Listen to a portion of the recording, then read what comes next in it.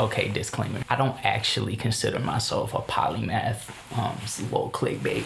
I'm just a blue-collar guy with a couple hobbies. Not actually particularly intelligent or an expert at anything. So I don't know if y'all will get anything out of this, but it was beneficial to me because I realized how muddled my thinking was, and I was forced to sort of confront that in planning what I was gonna talk about, which is exactly what I said I hoped to get out of shooting these videos. So you were tuning in to the E-Rod Divide variety moments. And today we're gonna be talking about all the things.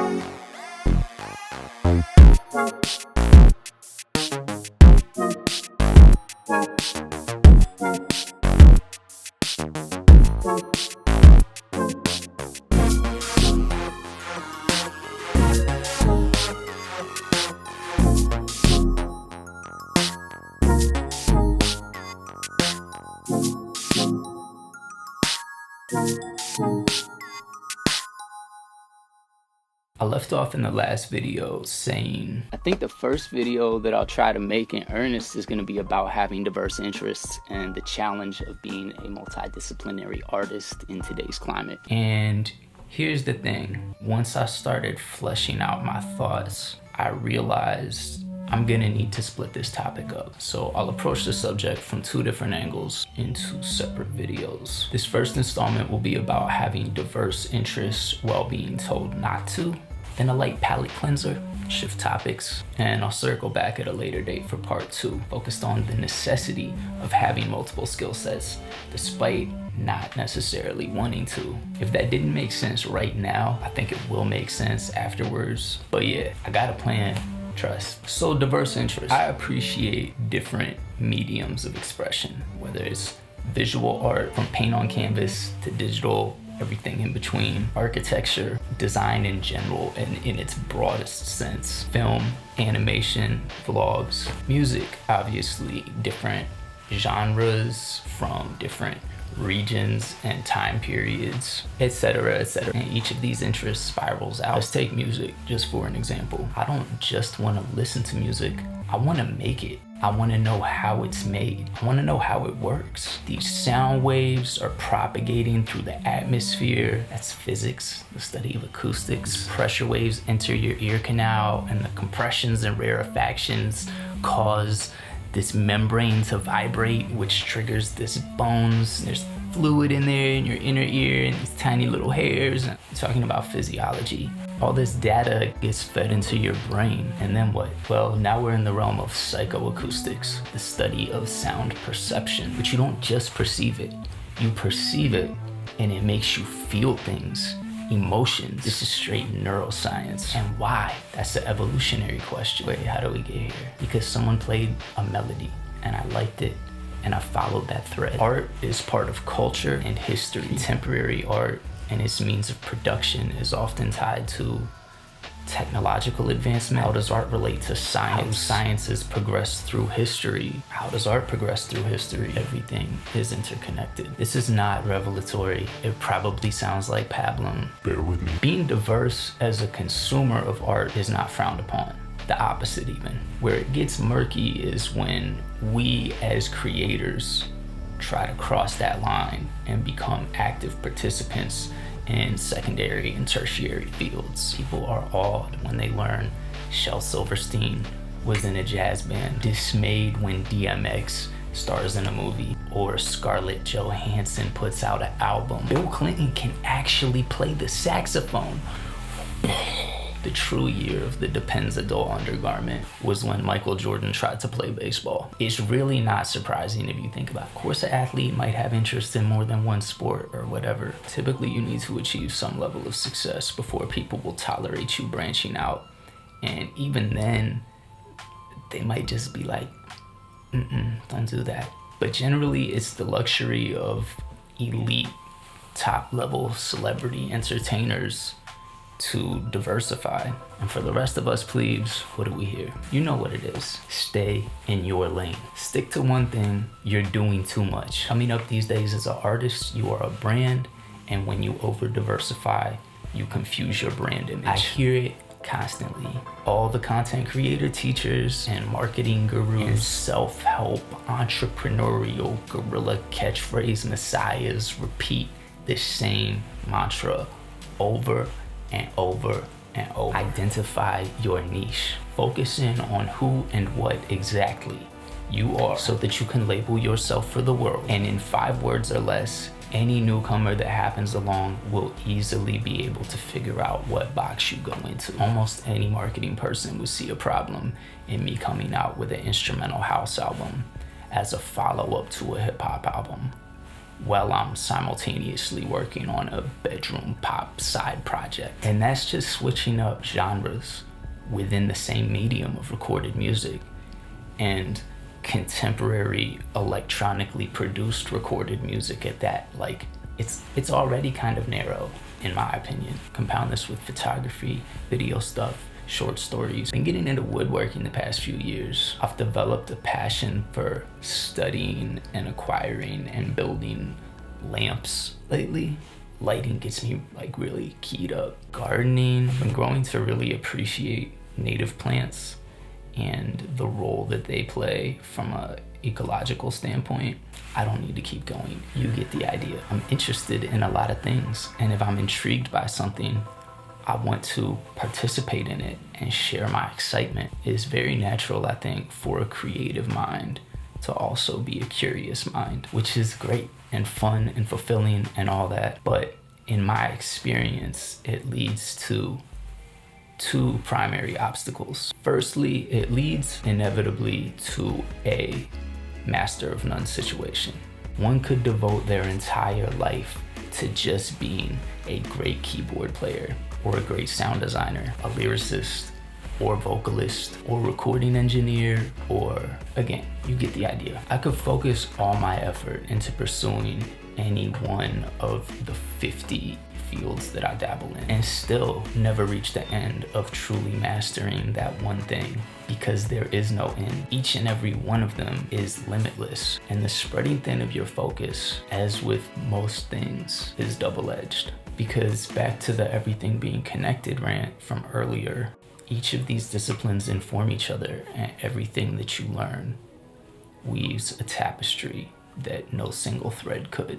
When I first heavily got into photography, I was shocked at how the act of taking photographs changed how I perceived light, something I had spent my entire life not even considering. Photography totally influenced my lyrics, and my paying attention to light affected how I perceived space sonically. It began to change my experience, almost like a learned synesthesia. Studying literature makes my writing better. Honing my culinary skills improves my mixing. Appreciation of different cuisines from around the world is an entry point to exploring different cultures around the world. And exploring other cultures helps me identify the culture around me and question what notions I've been conditioned to take for granted. Living a balanced and well-rounded life instead of spending my every waking hour locked in a studio making music has given me experiences and emotions to make music about. But I digress for now. What I'm saying is that in regards to the first point,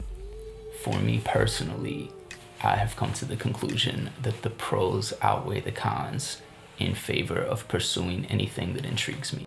But the downside of splitting your attention is absolutely a significant pitfall.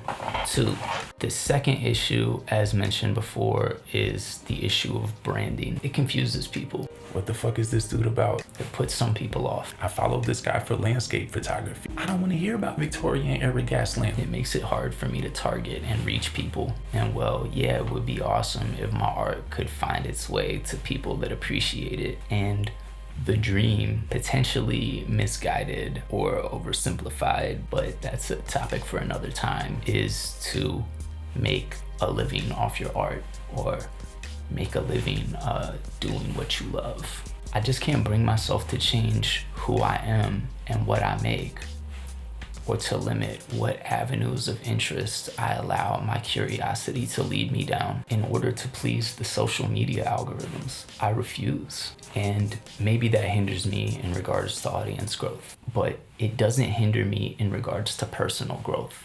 It helps me. Sorry about that. My camera cut off. Where was I? If I don't allow myself to explore my curiosities, it hinders me in other ways. So I'm making that sacrifice. F it, but don't hold me to that. You know, I might make a video cleaning out my refrigerator or something someday and it blows up, and all of a sudden I'm the YouTube refrigerator guy, and my living room is just full of free refrigerators donated by my sponsors. Back to the video that I shot earlier. All right, Wonker. So I make whatever music I want, I start whatever hobbies I want, and I'm gonna make these videos, a series of videos about different stuff. Maybe my niche is people with really broad interests. How you like them golden deliciouses? Actually, I've always been more of a Granny Smith man myself. Tart. Plus they keep longer, you know? The acidity preserves. Bite into a red delicious, it's like a race against the clock. By the time you work your way back around the other side, it's turned into applesauce. I'm getting sidetracked. The apple video is for another day. I meant to take this off. So I've been approaching this from the viewpoint of a creator, but I think there's also a broader, more relatable issue under the surface. We are all complex and multifaceted beings, and I've always felt like there are cultural mechanisms conspiring to compel us to tone it down. From the minute you're sentient, what do you want to be when you grow up? The implicit guideline, pick one thing. Condense all that you are into a tight sales pitch, whether it's a resume or a dating app bio. I've always bridled at that sort of thing. I guess what's really being said is pick one thing to share, like only show one side of yourself, curated image. A, I want to be realer than that, and B, I have always been terrible at self-editorializing. I have no idea if people are gonna like this thing or that thing, or even what stuff I make will stand the test of time for me personally. Pick one thing and do it well is offered as advice with good intent, and it's sound advice from a certain perspective. I just feel like there are more perspectives and they're equally valid, and I don't know why that one gets the weight. Probably because it is the soundest advice from a capitalist perspective. Let's try some other advice out though. Explore freely. You might end up somewhere you didn't even know you wanted to be. Live and create spherically. The best paths aren't straight. Diversify your interests. It will help you grow and become well-rounded. Felt like reasonable advice to me. Kind of sounded suspiciously close to don't put all your eggs in one basket. Throw a bunch of stuff at the wall and see what sticks. Or other cliches. Damn, I just got a skit idea. Cliche battles. Like two people fighting and all they use is contradictory cliches. So like I said, the second part of this will be coming because the really obvious contradiction or incongruity with all the stuff I've been talking about in regards to marketing and targeting niches and brand identity is that in the midst of being told to pare down what we present, key phrase, to the world as creators, we are also expected behind the scenes to do exponentially more than artists in the past ever were. All the roles you have to fill these days as an independent artist are enough to burn anyone out. And the failure of the average consumer to simply acknowledge or realize that has always been a hot button for me for a long time. In the interim, the concern over cracking the algorithm to gain more views or likes or follows or whatever raises the question, why do I care what other people think or how they perceive my interests and my projects? And that is going to be the subject for the next video. I feel like this was a little rocky, partially because my energy level is kind of low right now, but I think mainly because it's not compelling or entertaining to be like, well, there's merit to these different perspectives and subtleties to consider. People want a charismatic hot take. Here's my opinion, and I believe it with fervor. I will speak with so much conviction, you will not have to do the hard work of thinking. That's the good stuff. Shape my reality for me, Daddy. Until next time, remember that all time is an illusion, all matter is imaginary,